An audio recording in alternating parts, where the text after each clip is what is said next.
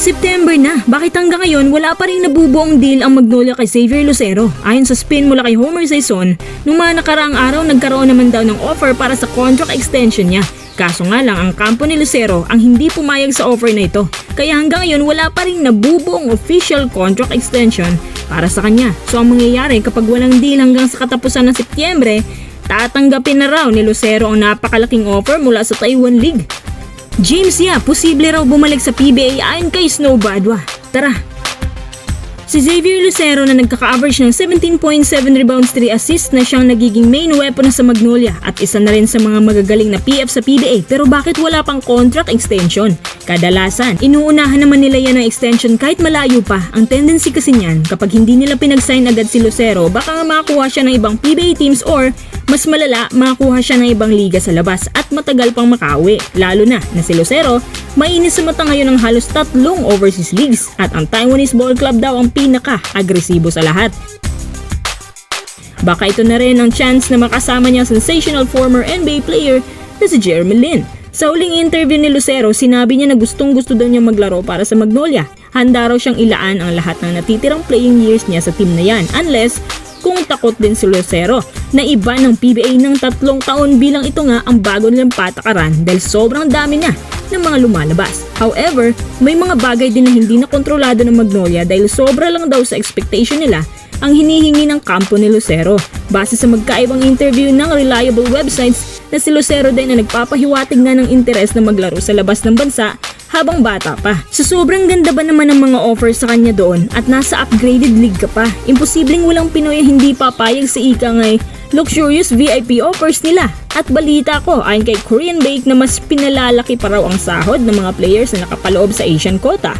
Imagine, Jamie Malonzo nasa Hinebra na nga galing yan pero anong nangyari? Nilayasan niya at may nakapagsabi sa amin na hindi na raw to kukunin ulit na Hinebra kahit nasa kanilang rights niya. Parang nagalit tuloy ang buong Hinebra management sa desisyon ni Jamie na siyang dahilan kaya hindi ito pinalaro sa Gilas. Naku, may babalikan pa ba siyang team? Kapag si Lucero hindi pumayag sa contract extension ng Magnolia, baka matutula din siya kay Jamie.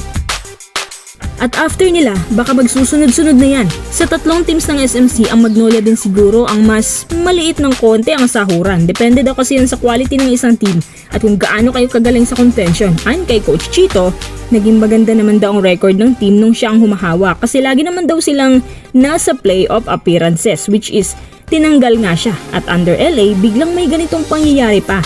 Kaya hindi sila sigurado kung ma-maximize ba ang buong talent ng Magnolia. Pero kung ako kay Lucero, siguro mas pipiliin ko muna mag-overseas league bago itong PBA. Wala namang masama kung susubukan. Hindi naman siguro reasonable na hindi ka natatanggapin sa PBA dahil sa naglaro ka sa labas. Pwede ka namang maglaro ng 1 taon sa labas tapos balik ka lang sa PBA. Mas maganda talaga kapag may experience ka sa mga quality leagues para pagbalik mo ng PBA mas well-honed na yung skills mo. Yun nga lang, baka hindi na yan makabalik. Breaking news! James Yap babalik na raw sa PBA at mukhang nagpapahiwatig si Snow Badwa sa Magnolia nga raw siya babalik. Nung si LA Tenorio nang nag-coach dito, parang nagiging abala ng Magnolia sa pagpapaganda ng kanilang roster at good decisions din ang ginagawa nila. Si James Yap ang isa sa mga iconic players nila. Base din sa larawang to, may isang fan ang nagbigay ng fan art card tungkol sa possible comeback niya at ito ang kanyang sagot.